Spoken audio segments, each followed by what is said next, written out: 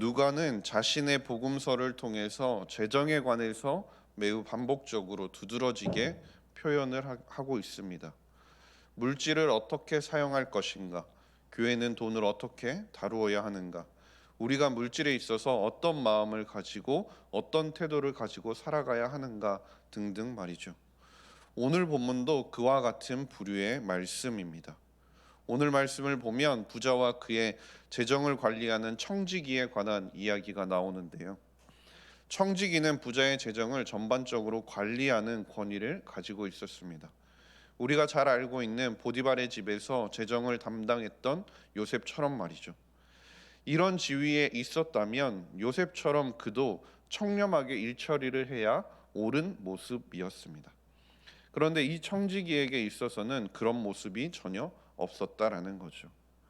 부자의 소유를 허비하기 바빴고 자신의 안락한 생활을 위해서 주인의 돈을 사용하기에 급급했다라는 것입니다.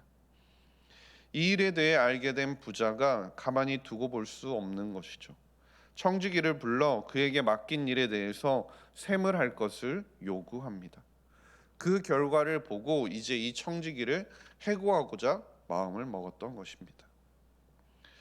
이 청지기의 모습처럼, 그리고 이 청지기가 보여주었던 모습과 같이 재정과 물질이라는 것은 우리가 무엇을 마음속에 가지고 있는지를 잘 보여주는 도구와 같습니다.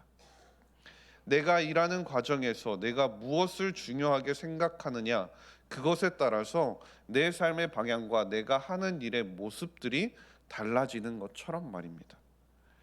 우리가 진정 그리스도의 주권을 인식하고 있는지, 아니면 재정과 물질이 우리의 삶의 주도권을 잡고 있는지 너무나 명백하게 그것들이 우리의 삶의 모습들을 가지고 보여진다는 거죠.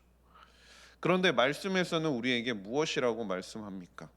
우리를 향해 이 사람과 같은 똑같은 청지기라고 말씀한다는 겁니다.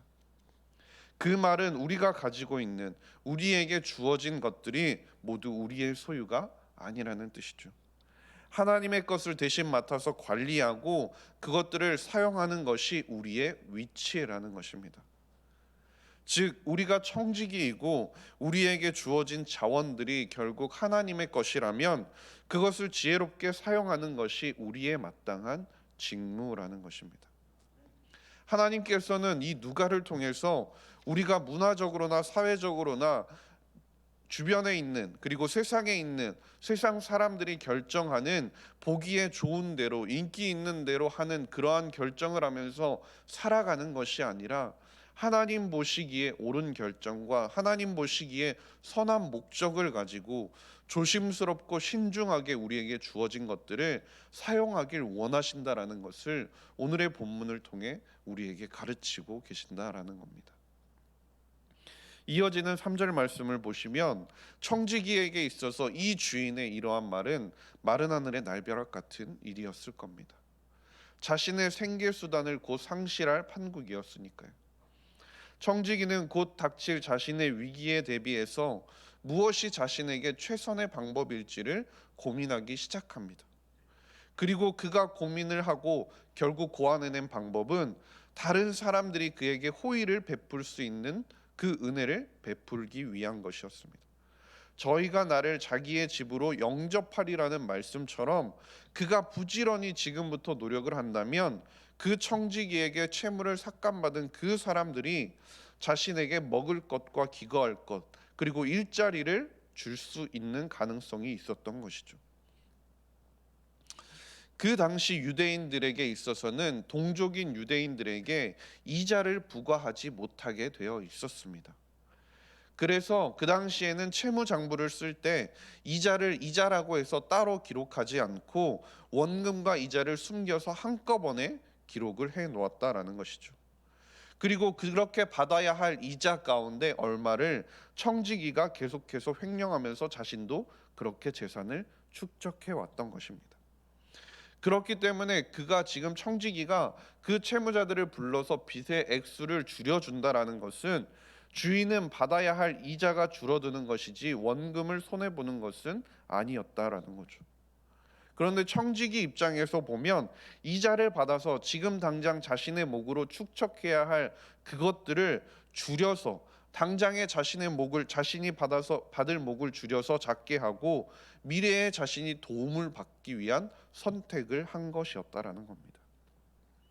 채무자들이 진 빚을 보면 정말 상당히 많은 양들이었습니다. 그런데 청지기는 주인의 채무자들을 불러서 그 상당한 빚을 모두 다 탕감해 주었던 거죠.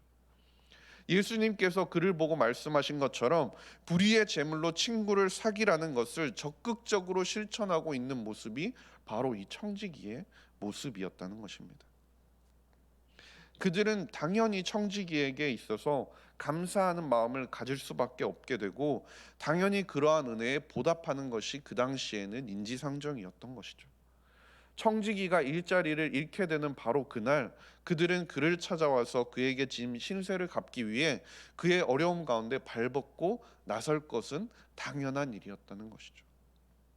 이 같은 계산을 머릿속에 하고 청지기는 열심히 자신의 미래를 위해서 자신이 꾸어준 빚도 아닌 그 빚들을 탕감해 주고 있었던 것입니다. 그런데 이어지는 8절과 9절 말씀을 보면요, 정말 신기한 일이 일어납니다. 분명 옳지 않은 일을 한 청지기인데 주인으로부터 칭찬을 받고 있는 것이죠. 만약 주인이라면 이 사기꾼과 같은 청지기를 감옥에 넣는 것이 일반적인 모습일 텐데 말입니다. 청지기가 아무리 채무자들의 빚을 삭감해주고 자신은 사람들에게 은혜를 받았지만 분명히 받아야 할 이자에 대해서 주인이 손해를 본 것은 사실이기 때문입니다. 원금에 있어서 손해를 보지는 않았지만 앞으로 벌 수 있는 돈인 이자를 손해를 보았으니까요. 그런데 왜 주인은 그 문제를 해결했다고 그 청지기의 지혜로움을 칭찬하였을까요? 이것은 지금 이 이야기를 하고 계시는 예수님의 관점에서 살펴보아야 하는 것입니다. 예수님께서는 이 청지기가 지금 하고 있는 이 불의한 방법에 대해서 칭찬을 하시는 것이 아닙니다. 우리가 아는 그리스도인이란 어떤 사람입니까? 하나님 나라를 기업으로 받은 하나님의 자녀인 동시에 이 땅에서 하나님이 주신 것들을 잘 관리해야 하는 청지기라는 것이죠.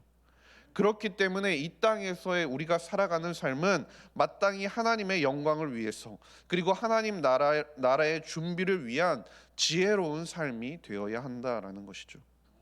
예수님께서는 지금 그 청지기를 보시면서 믿지 않는 자들도 이 땅에서 자신의 안위와 그리고 미래의 안락함을 위해서 미래의 자신의 먹고 살 것들을 위해서 이토록 영악하게 행동을 하는데 하물며 하나님의 청지기라는 우리들이라면 적어도 이 정도의 지혜는 있어야 하지 않겠느냐라는 책망이 담겨 있다라는 것입니다. 9절에서도 내가 너희에게 말하노니 불의의 제물로 친구를 사기라. 그리하면 그 제물이 없어질 때에 그들이 너희를 영주할 처소로 영접하리라고 말씀하고 계시는데 결국 여기서 탕감을 받는 자들로부터 너희를 영접하리라는 것은 우리가 어려움에 처한 이들을 향해서 그들을 돕기 위해 재정을 사용하고 다른 사람들이 그리스도를 발견하도록 돕는 데 재정을 사용하게 된다면 단순히 우리가 지상에서 이 땅을 살아가면서 얻을 수 있는 이익뿐만이 아니라 영원한 상급과 이익을 얻을 수 있게 된다라는 뜻인 것입니다. 세상의 사람들은 이 땅을 살아가기 위해서 민첩하고 신중하고 대비하면서 살아가고 있는데 하나님의 자녀들인 우리가 하늘의 소망을 품고 살아가는 우리가 그것에 대해서 준비하지 못하고 살아간다면 그것이 얼마나 어리석은 삶인가 돌아보아야 한다고 계속해서 예수님께서 지금 책망하고 계시는 것이죠. 이어지는 10절 말씀도 마찬가지입니다. 지극히 작은 것에 충성된 자는 큰 것에도 충성되고 지극히 작은 것에 불의한 자는 큰 것에도 불의하니라. 결국 하나님의 속한 우리의 것이 아닌 하나님께 속한 이 땅의 아주 작은 재물, 이 재물을 다루는 일에도 우리가 성실한 태도를 보이지 못하고 충성치 아니한다면 하나님께서 어떻게 영원한 상급을 너희에게 맡기시겠냐라는 뜻인 것입니다. 주 안에서 사랑하는 석관중앙교회 성도님 여러분, 오늘 본문에서 우리에게 예수님께서 말씀하고 계시는 것은 그 문제의 핵심, 그 돈, 부, 그 자체가 아니라는 것입니다.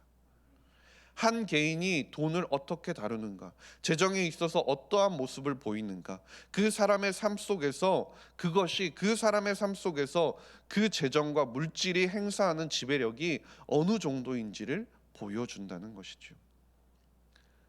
문제가 되는 것은 그 물질 자체가 아니라 돈을 섬김의 대상 혹은 그들의 신으로 삼는 태도에 있다라는 것입니다.